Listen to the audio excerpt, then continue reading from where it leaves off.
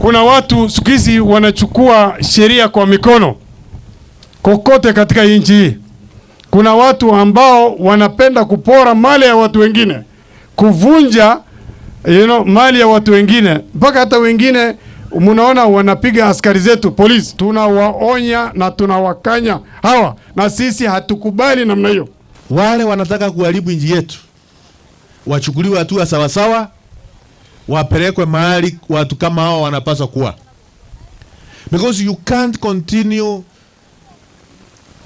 instigating violence to the people of Kenya alafu usemekani ati wewe ni shujaa. Hakuna ushujaa ambao iko hapo. Hao majenzis watoto wetu tunawaheshimu, tunawatambua, lakini ile mahali imefika kuna maneno mengine.